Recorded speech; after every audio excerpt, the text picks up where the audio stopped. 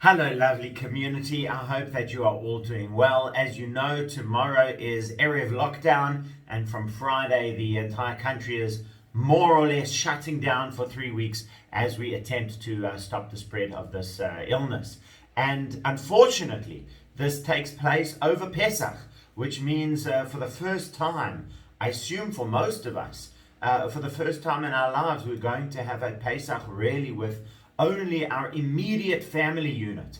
It certainly presents many challenges, especially for those who have never hosted their own Pesach Seder before. I, in fact, was hosting my own Pesach Seder from, I think, around age 11 or 12, from a very young age. But I understand that that is not everyone's experience, and I'm here to help facilitate that as best as I can. The rabbis of Cape Town have been getting together to come out with ideas around a specific Seder pack, and I'm producing educational materials. I'm also going to do a how-to lesson that I will be sending out, how to run a Seder, because it's really not very difficult, but it's just so helpful to have that guidance to get through it. Of course, talking about getting through it, that's what the next few weeks are about as well. And of course, there are many advantages of this time for many of us. I put myself in the in-between category of fortunateness, in that I certainly am able to do a lot of work from home, not everything, and but most of what I need to do, I'm able to do from home when I can with my family responsibilities. Also, I have a balcony, which is nice. They've told us not to use the communal garden during lockdown. But for many people, I know it's more difficult stuck inside a flat with really very limited ability to go out. And I saw a wonderful video on YouTube from Natan Sharansky, the famous Soviet refusenik who was in prison for 9 years, 4.5 years in solitary confinement, and over 400 days in a dungeon in the punishment cell. And he gives 5 tips. I'll send you the link. 5 tips for successfully making it through these difficult periods, which we know can place tremendous mental and emotional strain on people. And the first one he says is, remember why you are here.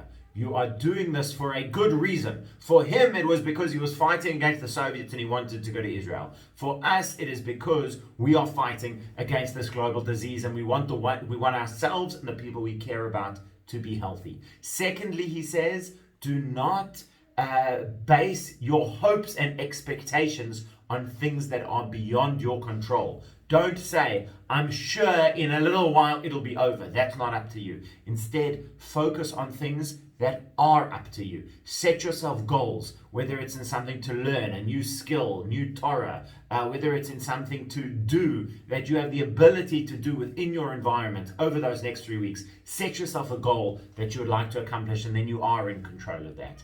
And he gives other tips as well. And one of them is, remember that we're in this together. Remember that you are connected. Even though he had such limited contact with the outside world, he was able to feel the sense of connection to Am Yisrael, to all of the Jewish people, and through that to feel that that his suffering was not just a personal experience, but was part of something great. And the challenges that we have ahead, we need to remember we are still there for one another as a community, although, of course, not in the exact same way that we used to be, and not in the way that, please God, we will be again soon. And another point that he gave was to keep your sense of humor. That's very important in these times. There's some wonderful jokes that are going around, and keep focused on those. Of course, we know all of the precautions that we need to take by now. We know what it means to protect ourselves as much as possible from the contagion. But we also need to remember the good and positive things in life, the funny things that we experience.